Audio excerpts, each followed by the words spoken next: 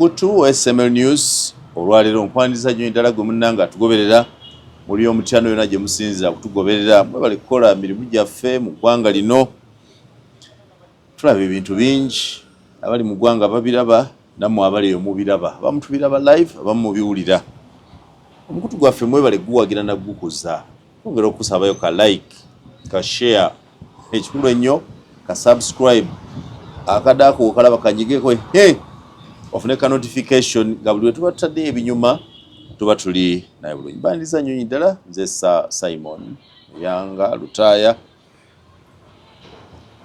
obona akyali mugenyi okay si mugenyi waffe tuli ne General Moses Bigirwa mukwano gwammwe nga bulijjo okunyumya nga wetera okukola bulijjo Bigirwa namusaasidde dda ali mukattu ali wakati mu b'emikwano ababiri abanenengana Bigirwa yatugamba nti bana mbarugahara mukwano gwe n'atugamba nti ne Justin Nammere mwanyinazi ze mbadde mbi lwaki ng'okijjuzaawo oyogera ebigambo ate bitya ala kunkubya wana Masaka ate ntya Nammere engeri gy'okyebinnyo kissawo gye mbadde sitegeera anti obadde olina perception gy'okola ki gy'oteekawo eteetaagisa perception ogiraba bulabi nga soogedde I can read your mind bulungi anyway nze perception yange eri nti Nammere mwannyoko mwanyinazi ati olwawo okukyogera bwe buzibu abantu no tebamanyi Nammere she's a serious woman. It's negative. What's the matter about? Fumbo buli buyimiridde abwenyumirizaamu era butimba buli wantu kwa Nammere kyotegeeza oli bwa butimba tebufa ekyo kirala eyatuwaniranga bba wano ni dokita gange aliwo tojiga yatuwaniranga inginiya ba oli dokita olonga inginiya ati tebunafa obwani buno tebunafa obwani buli betinga konga nga bumaze okufa ate ne bwebufa tolina bwebufundamu kubanga oli mwannyoko oli mwannyinazi olina kukola nga obunywezi era kituufu ddala Nammere mwannyoko kale tuline ate akutumidde bamu ebyo Nammere akutumidde Nammere oba ntya buti kuba simulabikira bulungi lwaki simu zange tazikwata okuba ali mu field meseji zange taziddamu naye omanyi kati levu kuba juzi bwe neewaayo mukubira eyakwata yali bba papito w'amabito yakwata essimu ne mugamba gamba Nammere nti munoonya obadde omwagala nakahimba mwagala kati waliwo eyangana nti toddamu kubira Nammere essimu tajja kukwata gamba Bigirwa n'abantu basala ebigambo so mukama wange onero minisita mugambe timuyanga akunoonya agenda mugamba era ajja kunkubira kasolo n'amugamba agenda mugamba mirimu gyebale tugezaako amalira wa mwannyoko muliro nga mungi no kakati ekitoka kyolina okumanya nti olutalo lw'obuli bw'enguzi mu Uganda lunene n'okusinga Ebola ne HIV combined lunene okusinga Ebola ne HIV combined kati bw'olugendamu omuliro olina okuguwulira naye ekyenjawulo ku Nammere nti ali composed akulidde mu mbeera ya ntalo gyavuddeyo n'okujja ng'ayambuka azaamenyaamenya abantu okutuuka waali awo kakati okulwana si kipya ku ye nze bwe mulaba okulwana si kipya nnyo ku ye but as a ministry appointing authority ajja kuba guiding up to now sinaba ku confirming nti balina crisis cabinet ne state minister bombi ng'olwawo confirming abantu bali nga beerega balabala Nammere njogera ekyo kitegeeza bali mu jurisdiction za Nammere zakiikirira ekyo kitegeerekeka I'm telling you ate nga balina challenge ya mirundi ebiri baagala okujjayo ekifaananyi kyebabadde bakola mu district endala okay babadde transparent babikolera ku masimu badisplayinga buli yes kati nga bwe batuuka e Masaka ate tebalina kulaga sign of concealment era fenna tuliga nti katumulinde bw'anaatuuka e Masaka yes bw'anaatuuka exactly kyebakolera ddala mu district endala kyebakoze ne Masaka which is okay in my opinion kubanga ani yavudde Masaka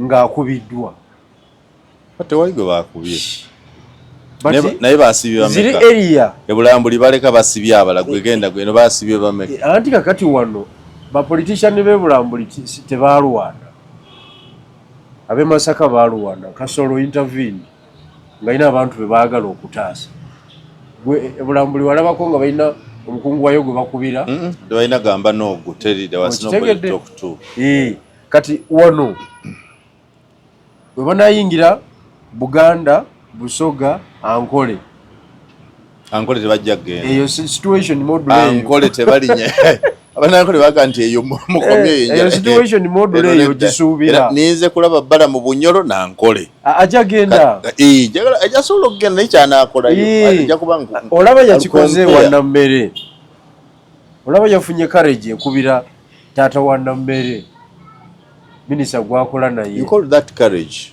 it is a courage no Bigirwa nze sirika deide it is what stupidity I don't associate myself with of course you cannot that's what you get there busiru busiru it's not courage busiru bugirawa okay bwemba mutabani wange bwakola ensobi okubira nze Sempijja ajirawa mu nsobi za Nammere because yetata era teyakubye esimu gye yakubye teyagikubiye ng'aloopa Nammere oba avulana Nammere yakubye ddaani yakubye ng'ali mu layini yaki ng'ali mu layini ya complaint eyavudde mu bataka nti Sempijja abagoba ku ttaka bagenza okugira bwe bati nga aleese bwino ate ebigabo bimukalidde ku matama balamu n'amubuuza ogambye babagoba ku ttaka Sempijja wuno kojja wange nva kwogera naye nga namumuwulira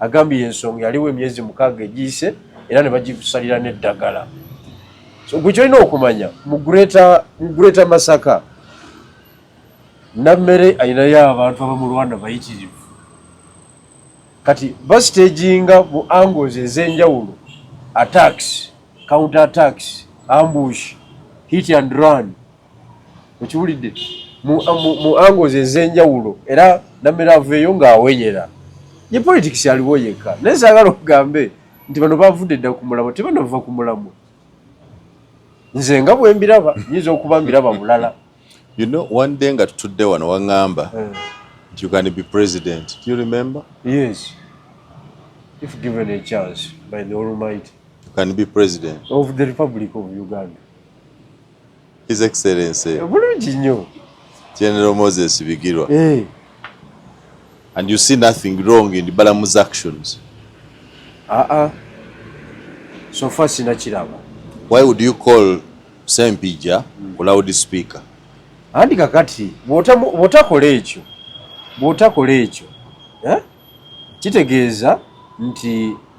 kitegeeza nti oli double standard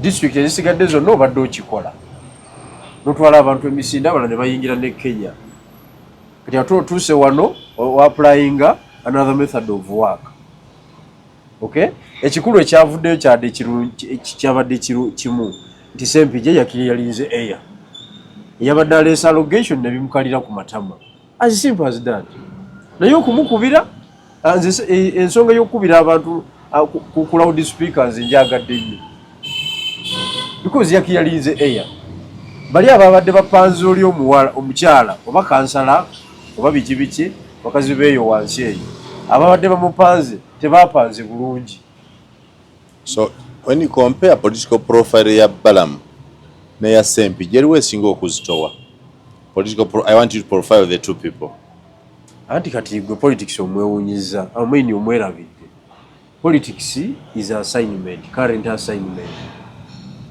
profile tekyakola kubiriwo kati. Which assignment do you hold? Kiringa amaje, it is not about rank. It's about office. Osanga captain nga ye chief personnel. Oba kano yakulira abasirikale. Yabateeka mu computer yamanya yalina olukalala kumufunira omusaala nga alina amaanyi naye nga general ali ku katebe. So gwe you agree nti ekyokubira Ssempijja essimu by Balaam loudspeaker atategeezezza tasobodde kkubira kukozesa other avenue because I look at Ssempijja first as an elder. No, you need to accept Ssempijja is an elder, right or wrong? Right. Ssempijja is a former member of parliament. Ssempijja is a former minister. Ssempijja is a former RC5 chairperson. Ssempijja is a presidential advisor. Are you aware? Yes. So lwaki ensonga za Ssempijja Balaam tayinza zigamba mukama we because appointing authority wa Ssempijja ne Namere ne Balaam y'omu. Anti okisse ekifaananyi ekinene oba okisse kyekiruwa ekifaananyi ekinene kakati olaba bakubidde Ssempijja taata wa Namere ofiisi ya Namere mwakola ye yakubye essimu olaba bakubira taata wa Namere kakati gwe meeya w'Enankanyi w'Embarara nakulaba weekyanga bajja kukunywa mulaba yeekyanga awo kino kiseetinga kya mu maaso osanye otegere logiki ali mu bintu bino.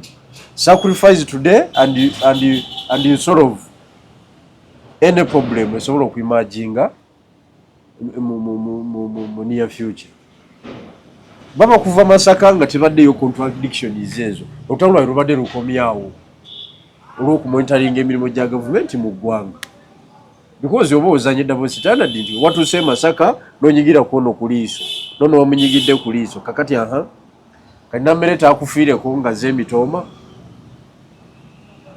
ajja kufiirako. So you as a promising Ugandan leader you subscribe to that method of work? It is the best method of work according to the problem we are having in this country of corrupt officials. Era nze Balaam kyemusaba kiri kimu ne Namere waawo abaddewo ka miscommunication within themselves the two and I think and PS the third one akuba resolving mangu nnyo nga high command. Okay, basonga embere kubanga abadde basetinze emizinga gyonna against Namere yabizemu. Tunulira scenario yaki ye mwanyi kyembadde nkutolako era kasimu keekano. Hello PS nze Balaam Barugahara wano Minister Local Government. Kati mwanyiza waweereza eno abantu bazifuna. Yes. Sente bagamba mwazi wa Namere ne Bulegeya tebakkaanya. Abantu bali wano sente mukama wange tujja ziweereza enkya milioni 13 omukyalo omulala ono milioni ddala 4 zigenda kujja enkya kale ne bukya enkeera ne zijja kakati Namere yayita eri naziwa controller bali ba complainant bali bagamba Namere yabba sente ezimwe. Balaam n'agamba abasasula mbamanyi banka manager wa jjajja ye controller. Okay, namuteeka ku radio call transaction yajeeganye n'akakasa nti sente zaavaayo. Yagamba oli Bulegeya bamutuma list ey'abantu kubanga okudde mabega katini Namere yatwala Bulegeya ewa jjajja. Namere yasaba emwanyi wa jjajja.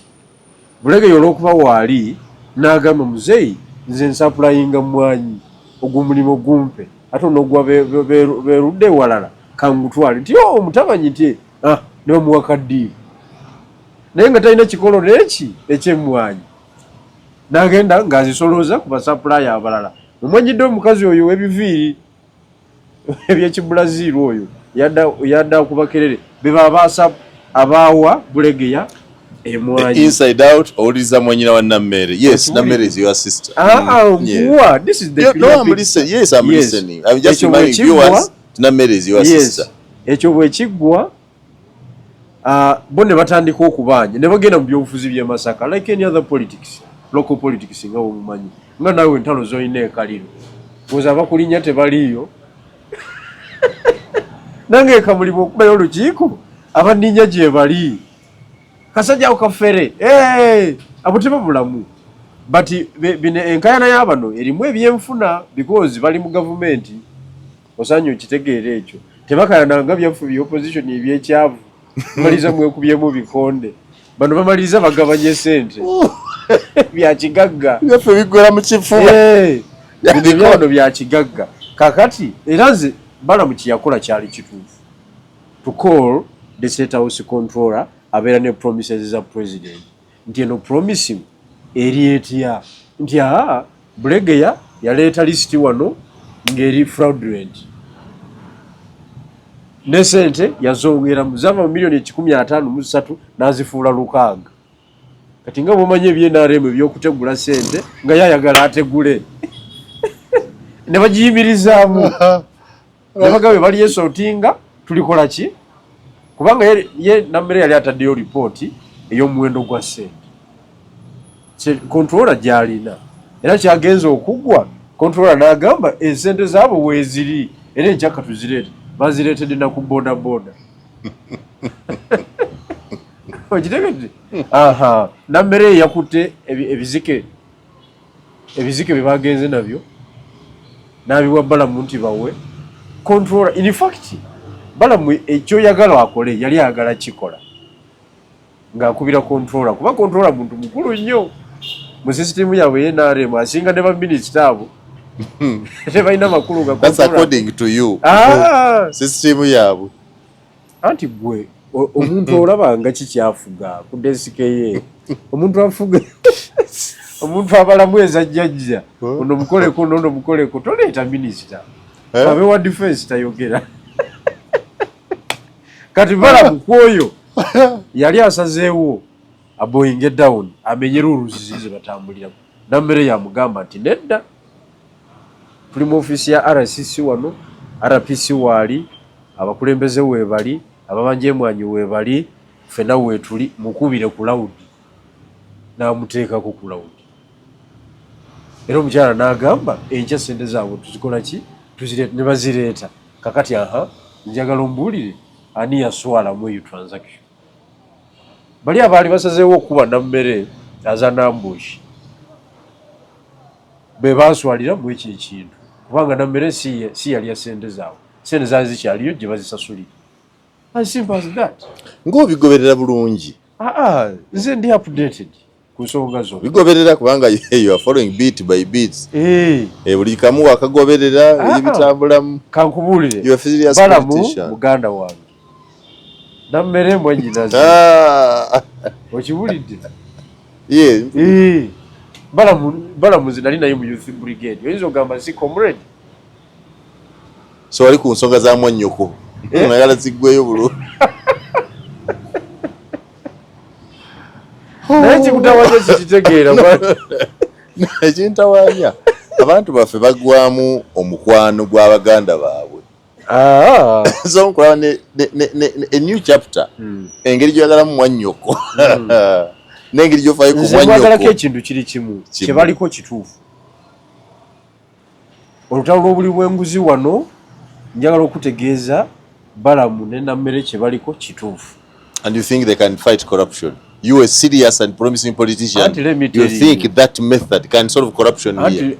Honestly speaking, can we assess the impact? Let us do. How much have they recovered in the short run? How much? What have they recovered? Let me tell you the impact as of today. Because of their modus operandi, district gye batanaba kutuuka twakita zirima misana na kiro ekitabaddeewo gye batanaba kutuuka iguludinka muli district gyenva nze ebisowaani byange byonna bibeera ku ki ebisowaani byebyo abalwadde bafunyeeko ku buweerero mu malwaliro ga gavumenti abasawo babadde bakweka amalagala and it is a fact. National Medical Stores nereeta eddagala okiwulidde abasawo ne balikweka abantu ne babonaabona ekyo kigenze kikyuka because of that operation. 2 nalaba RDC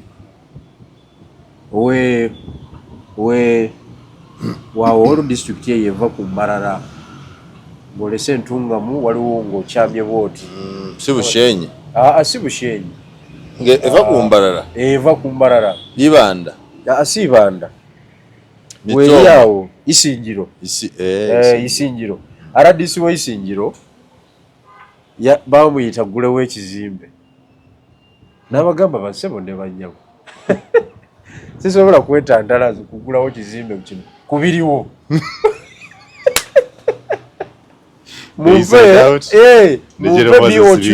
ey'ekizimbe kino tumale okujanalizinga tulabe sente gavumenti ziyateekamu n'ekiri wano ndyoke enkomewo wano era madamu n'akwata akasawo ke ye mugenyi omukulu talina kyakikolera omukolo aguyiye n'agamba bannange tunaddamu nadda mu ddabo kambiri ne yeeyongerayo era yakootinga ekigambo nti okusinziira ku biriwo kati kaawo n'atuuyana district engineer atuuyanye abatambulirako sente za local government mu district baavaawo basangula ntuuyo what next. Kakati as a result of this operation n'ekizimbe tebikwatagana omukyala RDC n'akwata akasawo ke n'empapula ezaaliwo entonotono n'atema neyeeyongerayo mu ddabo kabiri ekyo kyali tekibeerangawo okitegedde n'olw'ensonga eyo tunuulira minisitule ya works totunuulira Balamu yekka ne Nammere waliwo omusajja ali mu minisitule ya works ayina watu ate yayogera ku buwumbi banono bali kuba biberi wansi abatwala miliyoni 3.8 oli ayogera ku buwumbi government loss gyekoze ba contractors abenjawulo oluguudo lumaze emyaka 2 bakakola ku 24%. waliwo 11 Kusagampi jirumaze emyaka 11 Museveni yawanika bakakola ko 40% for 11 years. Kakati bwoba togenze extra mile bwoba togenze mu details module eyo bwoba togenze mu exposinga how are you going to fight that cartel? So goli mu mativu nti method ya Nammere Mwanyoko ne Balamu Mukodomi muganda wange mukulu wange kwansingako obukulu Balamu mukulu wo naye tetugatta byabufuzi oli Mwanyoko tetugatta byabufuzi ose ebyobufuzi ebyo si nkumanyi ebyobufuzi twawukanira ddala naye tasobola kunkonvinsinga nti jangu otwegatteko nange simala budde ku ekyo n'ekyo nkimanyi manyi nti Balamu ali ku byobufuzi Balamu ali ku kituufu kati kyebali oli ku kitamuka nze ndi ku buweereza bwabwe eri abantu baffe aba bulijjo wetugattira awo. So bano Balamu ne Nammere batereeza gavumenti ki? Bwe bakutereeza kati bategereza gavumenti ki? Andi kakati yes ba NRM ne gavumenti eri mu buyinza ya NRM. Batereeza gavumenti ya NRM. Naye kakati tulina problem. Tugende batereeza gavumenti ya NRM. It is okay. So ebaddeko ekoze bino ebadde yaani. Anti kakati era etakoze era ebadde NRM. N'abatereeza nabo ye NRM. Yes. Gye batereezeddako. Anti kakati sokoleko okubuuza ekibuuzo ekitaggwa. Bw'okizinga bw'oti ask one question. Kakati nze nga Bigirwa Moses nkimanyi bulungi nnyo gavumenti ye NRM yeri mu buyinza. Sijagala gipinga naye ate obuweereza mbwetaaga nga nze sinaba kujja nga mu kugipinga olinamu ensonga ensonga zeezo yeyobuweereza ensonga so bamala okutereeza obuweereza bwemala okutereeza obuweereza tujja kubuka olutindo nga tulutuuseeko leka bikyuke oba pinga lwa buweereza kubanga nze ezimu ku nsonga ezibadde zinemesa okuyingira palamenti nti mba neetaaga ssente nnyingi nnyo okunoonya akalulu lwaki nzeetaaga abalonzi baagala kubawa ssente lwaki basaba ssente bakimanyi teri mukulembeza akola okuwadde nawe okugenda kulya ssente kakati njagala tutambulire ku luguudo nga lwa kolansi amasanze mu kitundu mwegali bwe mugenda mu ddwaliro eddagala mweriri okiwulidde omwana wo asoma bulungi toyireti ku ssomero teyajjula akomewo n'omusujja ne infections kakati tugende mu biseera bya campaign tukube waliraale twogere issues ebyokusaba ssente nga tebiriimu kuba ngenda kukola sigenda kulya buli ngenda kukola nosanga omubaka wa palamenti yagula ambulance buli mubaka yafunyeze emmotoka bonna beyiyeemu zi drone Bigirwa mwanyoko ddala abantu b'e Masaka bamwagala oba beekakaatikako weekakaatisi kubanga amaloboozi agava e Masaka ne mwenale mwenyini omuli Bulegeya galaganga mwanyoko eyeekakaatika weekakaatisi ku bantu in fact opposition esinga obunene na mmere gy'ayina n'abatamuwa kitiibwa asobola omuyisaamu eggaali y'e Masaka nga bali mwaka kukali nti yandibanga yayita mu ddinisa anti kakati kankubuuzeeko muntu ki gw'omanyi ali loved mu Uganda wano unanimously nga abantu bamwagala muhoozi kale katugezeze ku oyo nga bw'okyagadde abamupinga tetuliyo naawe oli mubapinga nze ndi kipingamizi owa muhoozi tetuliyo nga yakukola ki ekyo ate kirala kyoleese kati okulowooza baliya bakola kina mmere abamukuba nawe gwe yabbira omusajja no baga yababba akalulu but that is politics tebasobola kuwagira 100% si kutunda ice cream eri ewaffe gye tuva waliyo mukaire Rebecca alitwala Kadaga right honorable she's the most loved in the area and most powerful in the area politically okiwulidde abamupinga tebaliyo nga naye mwoli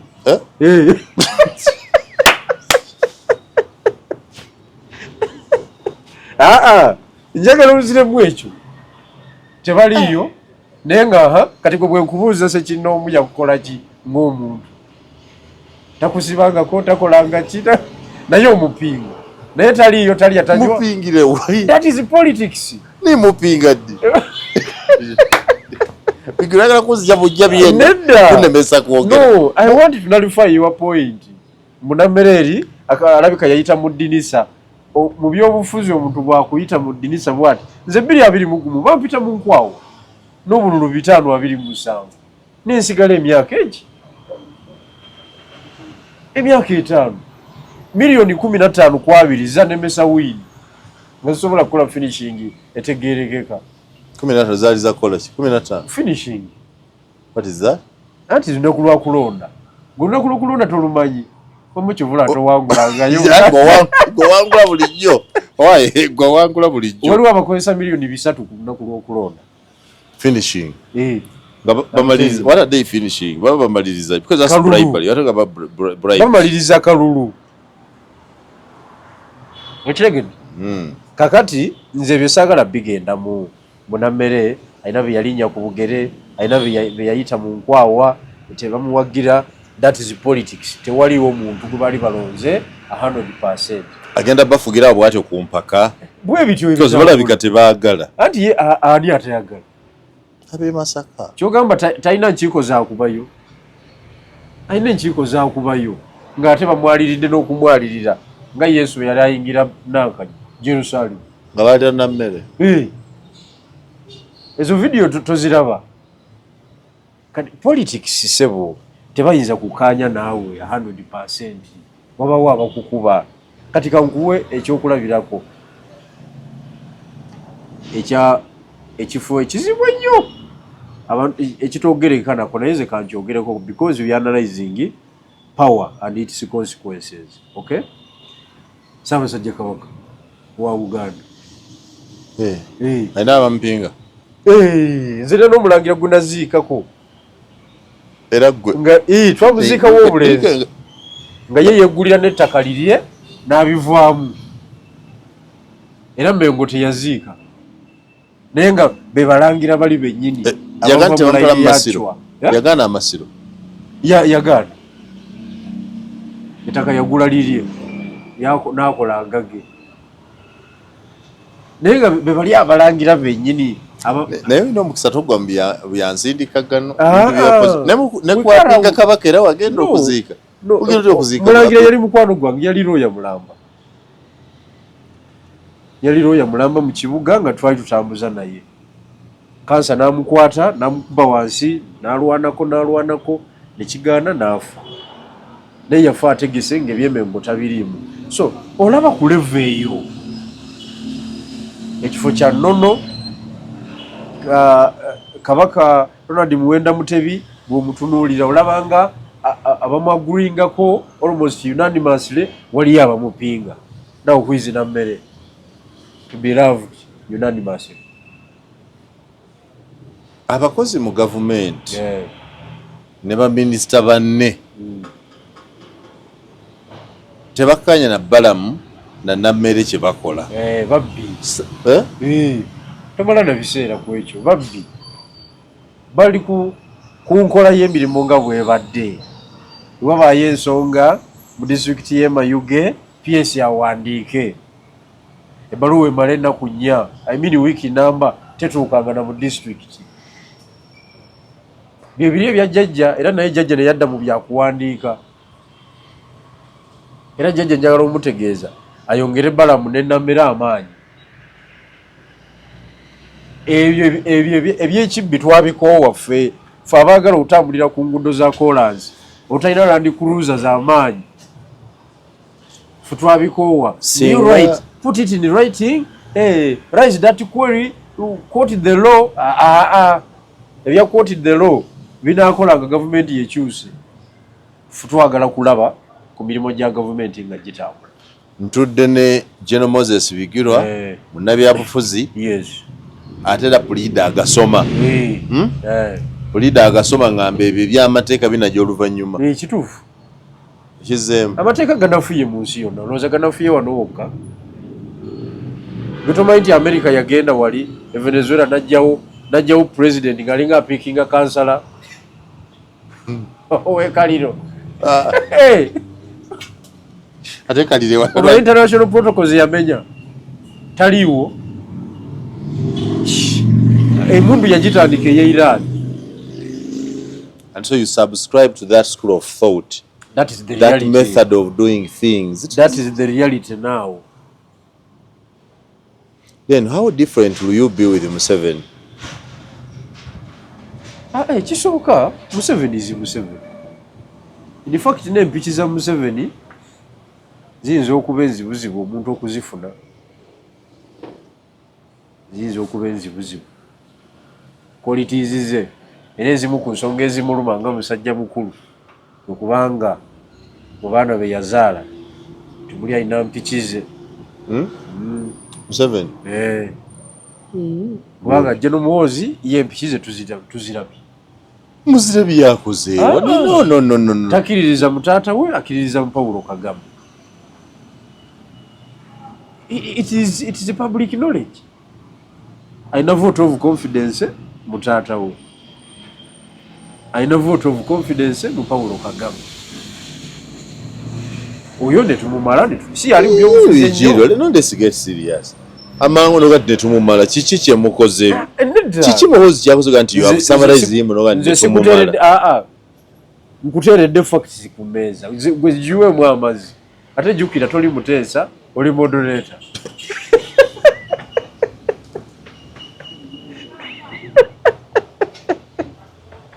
Erina okusiba emiguwa. Amazima osigadde kuwalula. Emiguwa gy'ogisibye ekirungi onsibye osigadde kuwalula buwaluzi. Nga walula wemba nimbye ng'ogamba nti olimbyemu.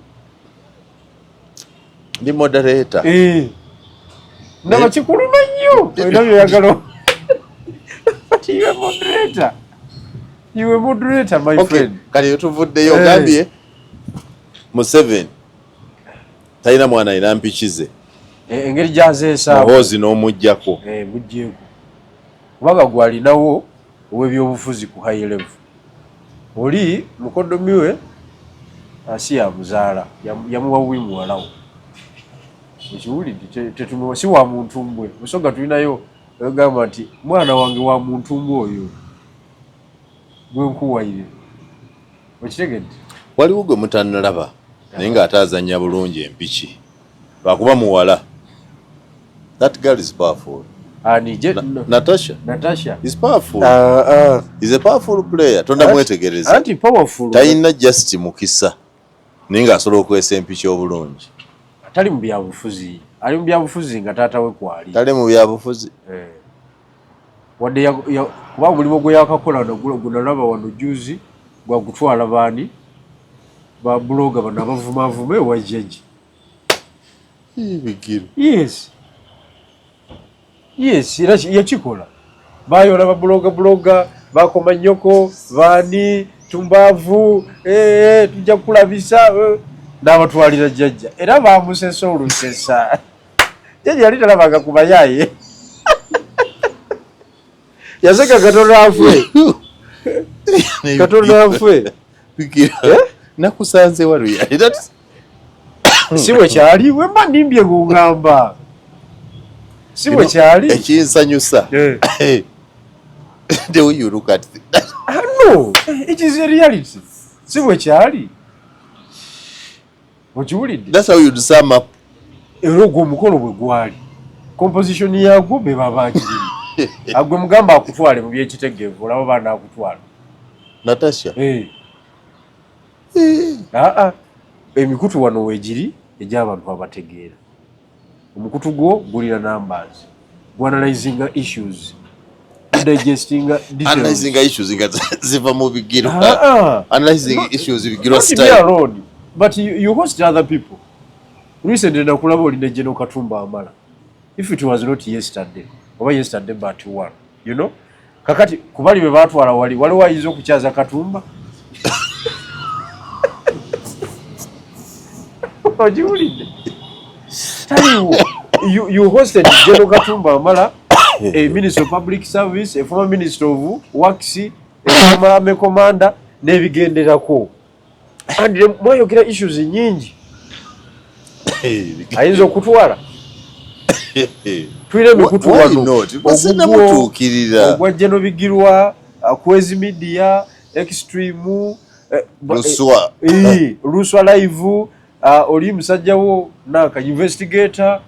Ebikutu wegiri wano egyogera ebyobufuzi egigaidinga society in a decent way.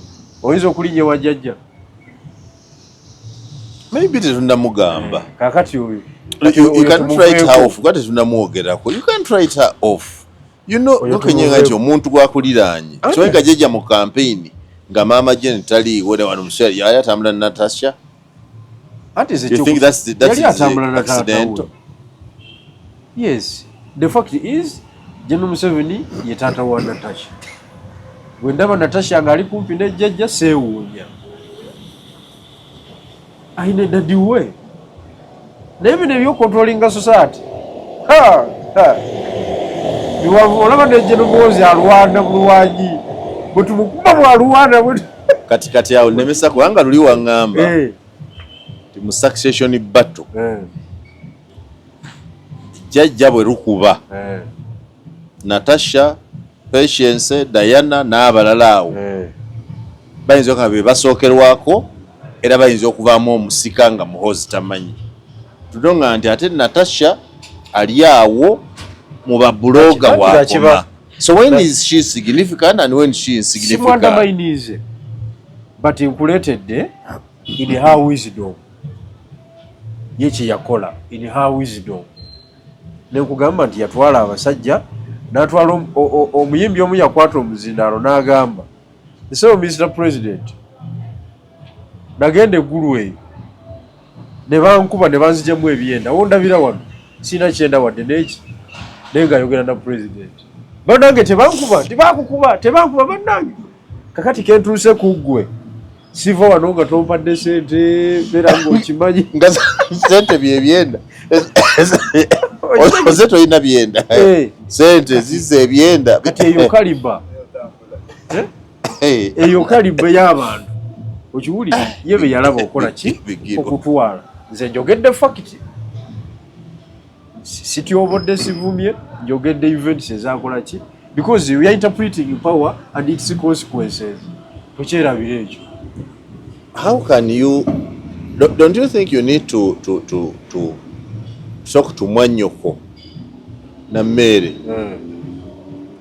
nti akaliro kangi kubanga timbadeza nti oshya naye tokalaba olaba nga bulina mmere kyakola kituufu ali kumulamwa ali solidi buli kimu kyokka eri amaloboozi emasaka baga nti jjajja nalibuliga nti jjajja situmanyi kizibu kya minisita kye watutuusaako Masaka bawe ensonga mwene mu public eraga nti mukyala ng'omuliro mungi ffe tetwagala kuyingira mu busonga obutono obw'e Masaka yanziba akalulu yakola atya that is now that one was overtaken by event oba bateekayo omusango mu kooti bagende mu kooti ebalamule nabo bawaabeko bulijjo basindika ffe mu makooti